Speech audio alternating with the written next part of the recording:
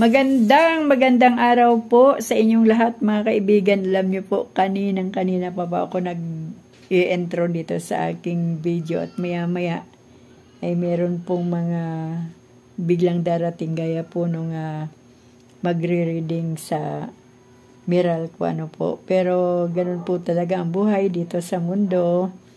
Hindi po talaga tayo basta makakapagpatuloy kung walang distraction ano po. Pero purihin si Yahweh. Dahil siya ay mabuti at napakabuti ng Diyos, sobrang mabait po ang ating Diyos, mga kaibigan. Ayan, malapit na pong matapos ang buong taon ng 2024. At sa hating gabi bukas, Martes, ay Pasko na.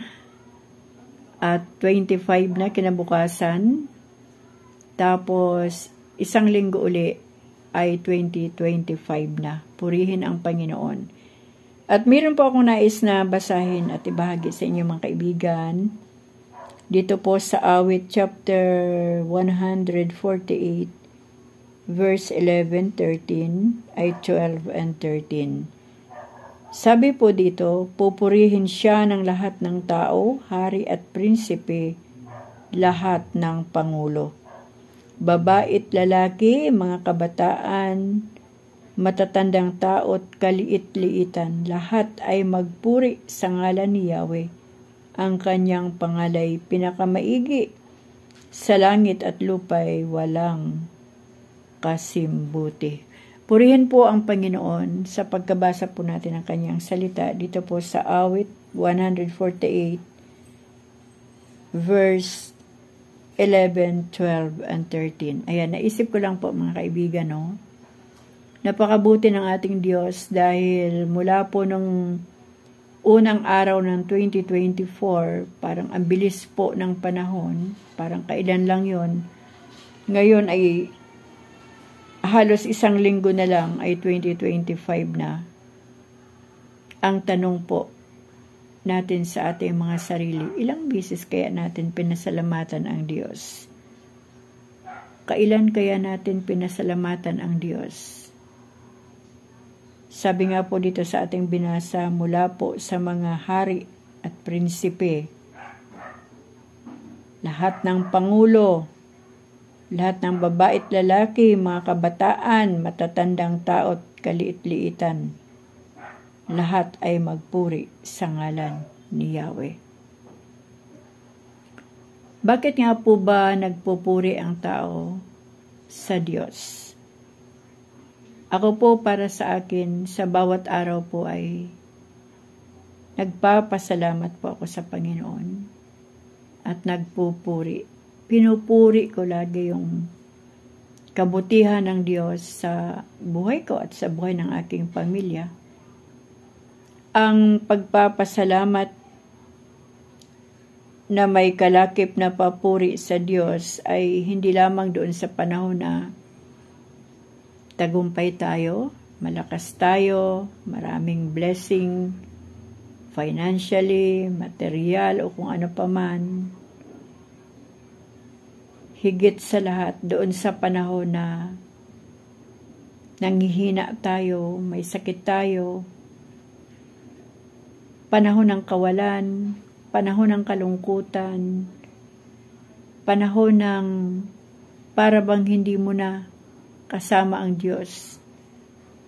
Kahit ganun po ang pakiramdam natin, patuloy po tayo magpuri sa Diyos at magpasalamat sa Kanya. Dahil ito lamang po ang ating duty bilang tao, ang magpasalamat at magpuri sa Panginoon kasi hindi naman po natin mahandugan ang Diyos ng mga material na bagay na narito sa mundo. Bakit? Kasi po lahat ng bagay na narito sa mundo ay Kanya po yan lahat. Siya po ang may-ari at yan po ay pahiram lamang niya sa atin bilang mga tao. At wala pong ibang hangad ang Diyos kundi ang magpasalamat sa Kanya ang tao, purihin ang Diyos sa lahat ng Kanyang ginawa. Hindi po natin pwedeng sabihin na, ay, nagbigay ako ng malaking halaga sa church. Namigay ako doon sa mga depressed area, doon sa mga mahihirap na tao ng tulong mula bigas, pera o kung ano pa man. O kaya nagbigay ako ng aking love offering. Kahit man po naibigay natin lahat yan sa ating kapwa, hindi pa rin po atin yan. Lahat po yan ay sa Panginoon. Siya po ang may-ari ng lahat ng bagay.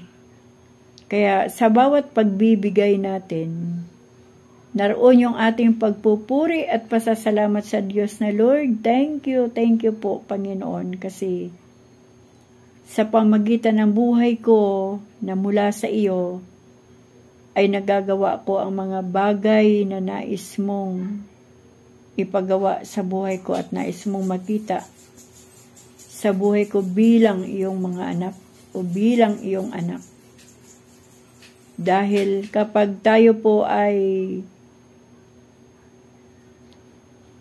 gumagawa ng kabutihan sa ating kapwa na bunga ng ating pananampalataya, kaya tayo ay nakakagawa ng mabuti, naroon po yung pribilehiyo na tayo po ay nagpapasalamat sa Diyos, kasi papaano po tayo makakapagpuri sa Diyos kung wala po tayong ginagawang maganda sa harapan ng Panginoon.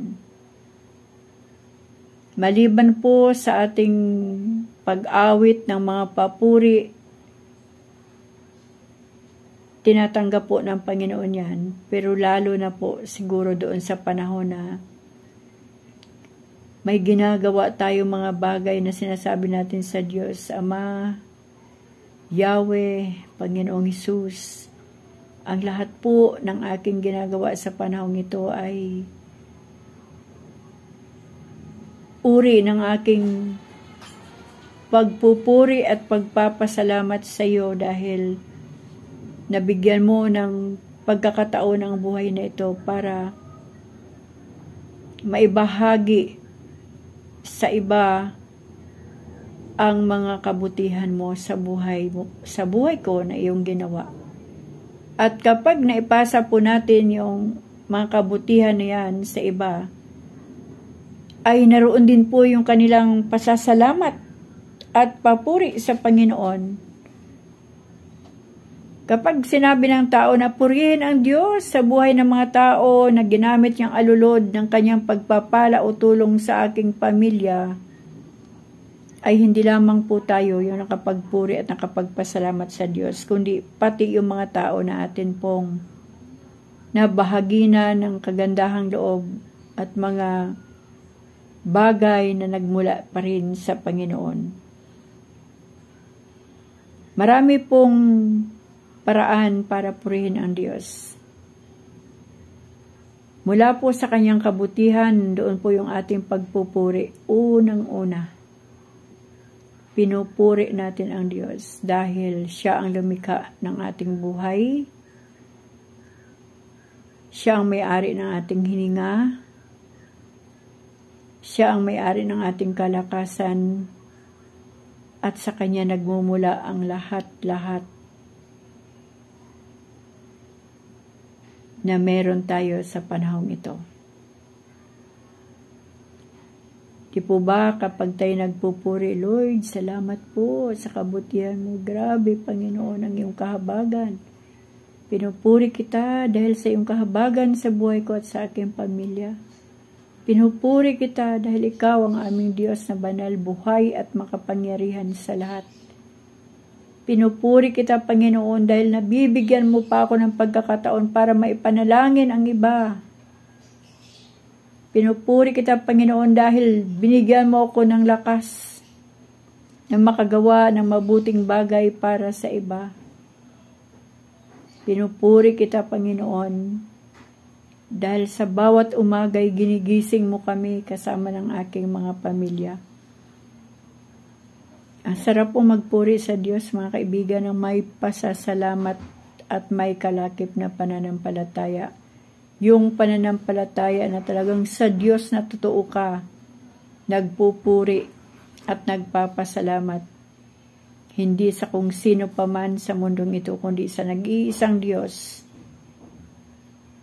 At sinasabi po ng Panginoon dito sa kanyang salita, lahat ng tao, hari ka man, prinsipe ka man, pangulo ka man, bawat babae't lalaki, pati mga kabataan, matatandang tao't kaliit-liitan. O di po ba? Dapat lahat ay magpuri sa Diyos. Kaya lang minsan, nakakalungkot isipin yung may mga taong pinupuri ang sarili kung hindi dahil sa akin, kung hindi dahil sa anak ko, kung hindi dahil sa mga tao, wala akong ganito.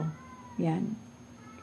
Yung may mga taong pinupuri ang sarili na salamat sa aking buhay, sa aking sarili kasi kung hindi dahil sa akin, walang ganito sa pamilya. No. Tayo po ay alulod lamang ng Diyos sa ating mga pamilya.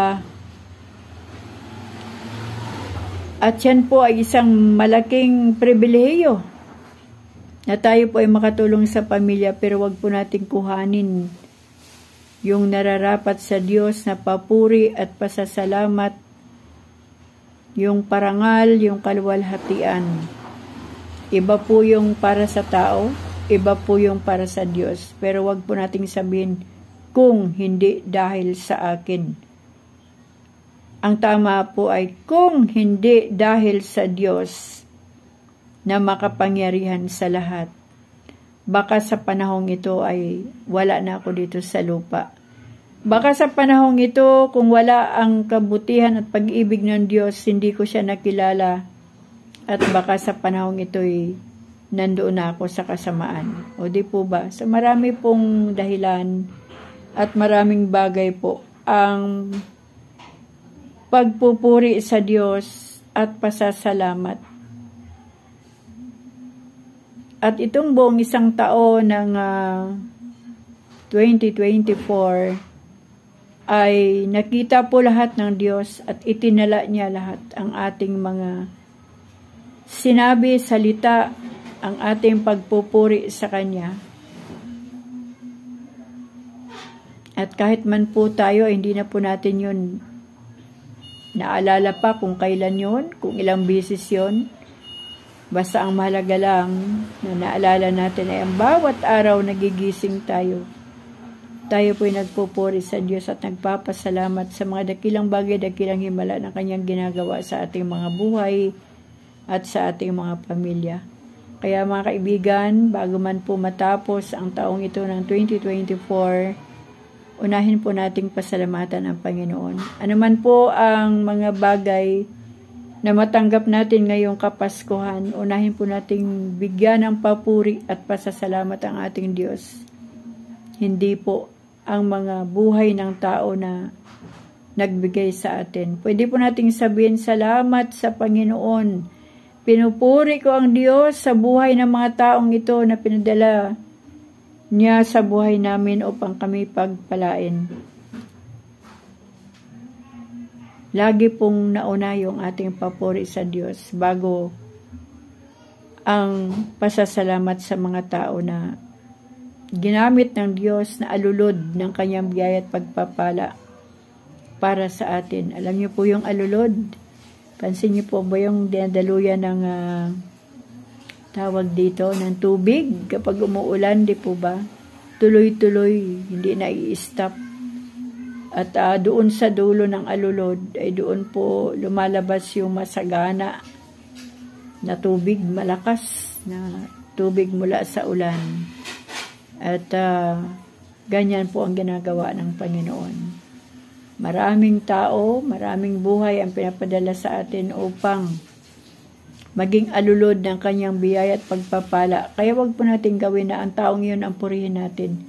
Ginamit lang po siya ng Diyos na alulod ng pagpapala ng Diyos para sa Kanyang kapwa. Kasi hindi naman po pupunta ang Diyos dito sa lupa at abutan tayo ng isang sakong bigas dyan sa ating gate kasi Pasko na. Kundi gagamit siya ng mga taong tama ang puso, tama ang buhay sa harapan ng Diyos upang sa ganon hindi rin po ito magmalaki sa harapan ng Panginoon, bagamat sila ang ginamit ng Diyos na alulod ng pagpapala para sa ibang tao. Kaya mga kaibigan, kung meron po tayong gustong purihin at pasalamatan sa panahon ito, unahin po nating purihin at pasalamatan ng ating Panginoon. Ang pagpupuri ay hindi po lamang doon sa umaawit tayo tuwing linggo. Tinataas ang ating mga kamay, pinupuri natin ang Diyos. Hindi po lamang doon magtatapos ang ating mga papuri. Kahit man doon sa panahon ng walang kasaganaan, sa panahon ng kahirapan, sa panahon ng mga sakit karamdaman, sa panahon ng kabiguan at kalungkutan, patuloy po nating purihin ang ating Panginoon. Kahit may sakit ka na, pwede nating sabihin sa Diyos, Panginoon, pinupuri kita patuloy kasi kahit may sakit na ako, pero sa bawat araw nararanasan ko ang pag-ibig mo, ang pagmamalasakit mo, ang tulong mo, ang himala mo. O di po ba? Dahil tanging Diyos lang po ang nakakagawa ng mga dakilang bagay at dakilang himala. Ang Diyos po ay walang katapat sa kabutihan. Wala po siyang kasing buti. Wala pa pong makapapantay sa kabutihan ng ating Diyos. Kaya mga kaibigan, nawa po ngayong year 2024 na malapit ang matapos, pasalamatan po natin lahat ang Panginoon sa Kanyang ginawa sa ating mga buhay. Higit sa lahat sa kaligtasan, sa Kanyang salita, sa panahon na tayo tinuturuan niyang manalangin ng tama, sa panahon na binibigyan niya tayo ng kalakasan mula sa kahinaan, at sa panahon na tigib ka ng kalungkutan pero binigyan tayo ng Panginoon ng kagalakan. Panahon na gulong-gulong isipan, ngunit naroon ang kapayapaan ng Diyos. At ang Diyos lamang ang karapat-dapat na purihin, sambahin, pasalamatan. Wala na pong ibang Diyos sa langit, ganon din dito sa lupa. Ang pinakamakapangyarihan na pangalan ng ating Diyos, walang iba kundi ang ating Panginoong Hesus. Kaya salamat sa Panginoon dahil matatapos na naman ang 2024. Ang dami pong ginawa ng Diyos sa buhay natin. Kahit sa amin man mga kaibigan, uulitin ko po yung aking patotoo lagi sa inyo. Natapos ang 2022-23, wala po kaming hanap buhay. Meron po kaming karamdaman ni Mister, pero hindi po nagpabaya ang Diyos sa buhay namin.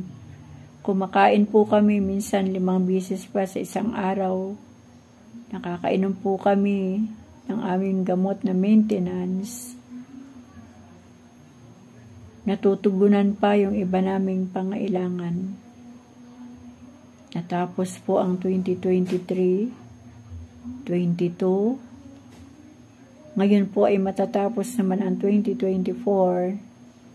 Grabe na naman pong himala ng Diyos at kabutihan ng Diyos ang aming naranasan. Kaya wala pong patid ang aking pasasalamat sa Panginoon. Bakit hindi? Sino ang taong mabubuhay na masaya, kontento, satisfied o satisfy habang ikaw ay dumadaan sa sakit na kanser? Ang mister ko ay diabetic,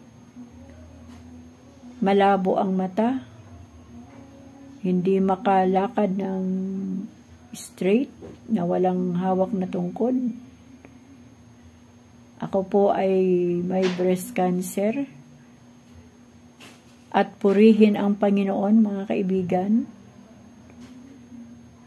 Yung aking puso ay medyo matagal-tagal nang hindi tumatalon-talon, kumakabog, na kapag kumabog ay Nagto 200 plus ang BP at ang heartbeat ay 100 plus in the mighty name of Jesus Christ of Nazareth.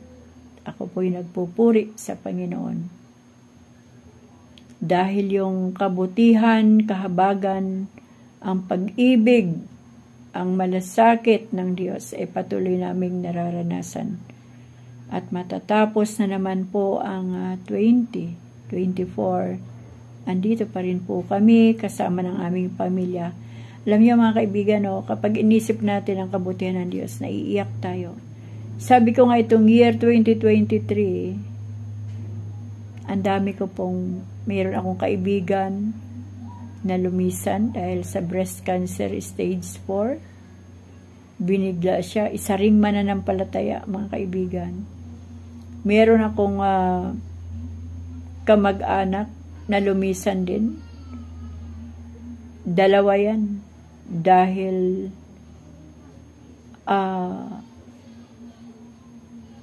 sa breast cancer din.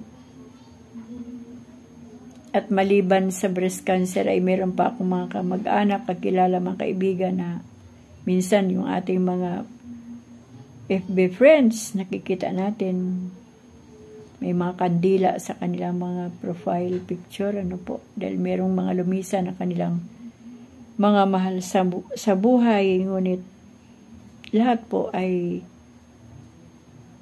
ang Diyos ang may control at may tangan ng buhay ng tao. Pero sabi ko nga po, lagi kong sinasabi sa Panginoon Lord, wag muna Lord ha, wag niyo muna akong kuhanin kasi nakikita ko po Panginoon, kailangan pa ng isang nanay ng aking pamilya at isang lula.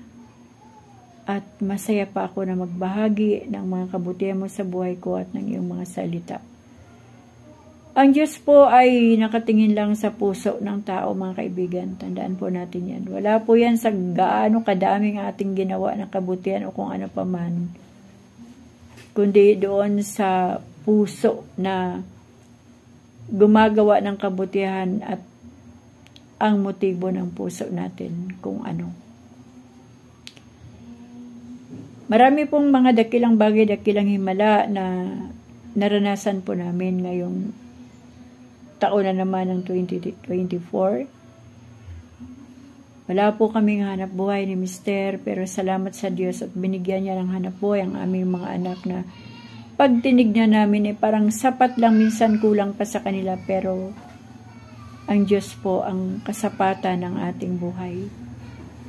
Graduate po si Bunso sa grade 12 itong year ding ito, at ngayon po ay first year college na siya at nandoon pa rin po siya sa private school. Hindi po siya inalis ng Panginoon doon. At patuloy po na nagpo-provide ang Diyos ng pangailangan namin. May mga kaibigan po kami na mga unexpected blessing, yung mga hindi mo inaasahan. Kasi ako mga kaibigan, hindi po ako umaasa sa tao, kahit kamag-anak o kung sino pa man, kundi lagi lang po akong nananalangin sa Panginoon. At pinapanalangin ko po lahat ng tao, lahat ng mga kamag-anak, kaibigan, lahat kilala ko't hindi. Lahat ng mga may sakit karamdaman, kumbaga pag inilapit ko sa Diyos, lahat po yan, pati ang ating bansa. At ang Diyos po ay tumutugon, grabe. Sabi ko nga po, itong Paskong ito, wala po akong pwedeng bilhin kasi i-provide po ng Lord. Sapatos, mga pabango, ang dami, iba't ibang klaseng pabango. Damit. Ano pa ba ang pwedeng hilingin ko sa Panginoon para sa Paskong ito? Ganun po pala ang Diyos mga kaibigan, no? Kapag hindi na po natin nasa sa buhay natin ang mga bagay na dati naranasan naman na natin at mayroon pa naman talaga. Pero ang Diyos po, hindi po hindi po talaga papalugi sa pagbibigay. Talaga pong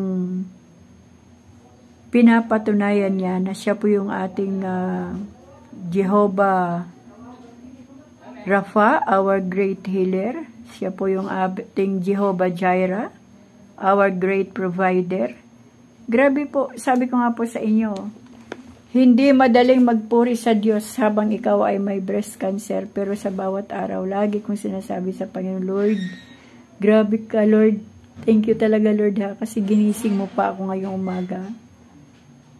Makakabasa na naman ako ng salita mo dito sa social media na talagang kung magpupuri tayo sa Diyos para bang lagpas hanggang langit na punong-puno ng pasasalamat sa Panginoon. Kaya mga kaibigan, sa bawat binabasa ko ng salita ng Diyos, yung sinasabi lagi ng Panginoon kay Moises, at sa mga Israelita na, sumunod lang kayo, sumunod lang, para hindi maputol yung pagpapala ko sa inyo. Sumunod lang kayo. At huwag kayong sumamba sa mga Diyos-Diyosan. Ibig sabihin ng Diyos ay magpatuloy lang sa pagsunod sa Kanya. Magpatuloy sa pananampalataya sa Kanya at pagmamahal, sabi ng Panginoon. Mahalin mo ang iyong Diyos ng buong puso, buong isip, buong lakas, buong kaluluwa. At mahalin mo ang iyong sarili, ay ang iyong kapwa na gaya ng iyong sarili. Hindi ko man po magawa lahat ng pagsunod, mga kaibigan, pero pinagsusumikapan ko po at ang Diyos, grabe po. Itong, yung nakaraang, basta itong buwan ng December, yung mga material na bagay ay binigyan ako ni Lord sa pamagitan ng mga tao na mabubuti ang puso. Nakakatuwa po eh. Last week o 2 weeks ago, yung kaibigan ko bago bumalik sa Dubai, binilan ako ng isang rubber shoes. Nung dumating siya, mga pabango, kung ano-ano ang mga nandoong may cash, nandoong ipamalengke ako. Tapos bigla na naman may nagpadala. Nakakatuwa po eh kasi mula sa pabango, pati pang guhit-guhit sa mga kilay, ano po mga kaibigan, grabe po si Lord. Ultimong duster, damit, provided po ni Lord eh, kaya wala pong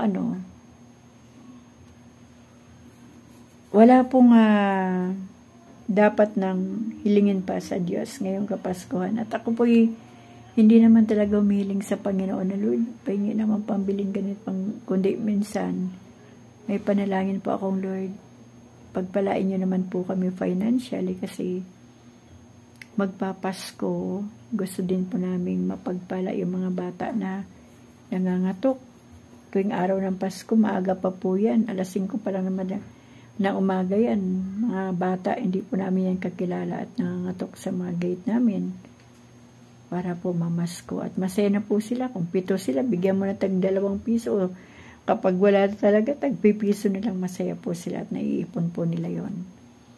At syempre, gusto rin po natin pagpalain ng ating mga pamilya,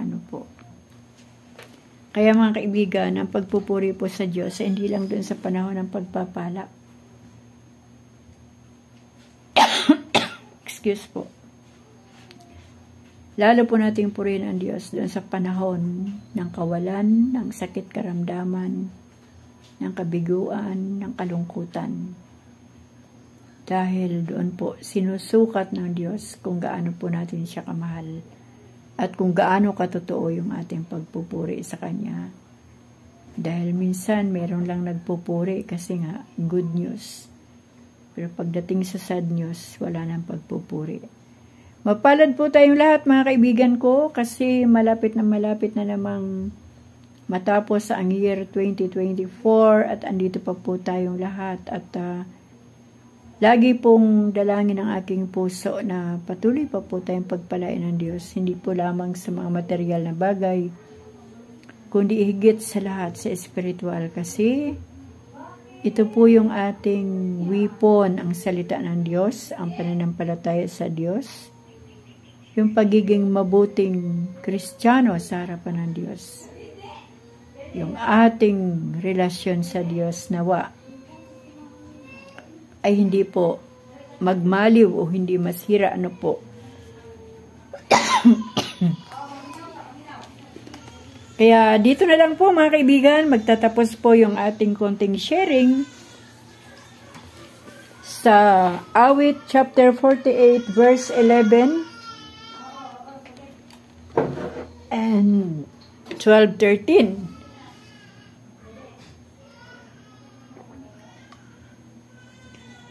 Nawa po ay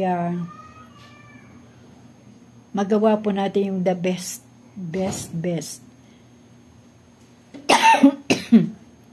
Inubo po ako. Na papuri na punong-puno ng pasasalamat sa ating Diyos. Purihin po ang ating Panginoon sa oras na ito mga kaibigan. Salamat sa Diyos sa buhay, sa kalakasan at sa ating mga hininga. At sa lahat ng ating natanggap na mga biyaya at pagpapala mula sa Kanya. At sa oras pong ito, ay akin pong iniaalay sa Diyos ang lahat ng papuri, pasasalamat, lahat ng karangalan, lahat ng kaluwalhatian, kadakilaan, kapangyarihan, kabanalan, na tanging para sa Kanya lamang, sa pangalan po ng ating Panginoong Hesus. Amen.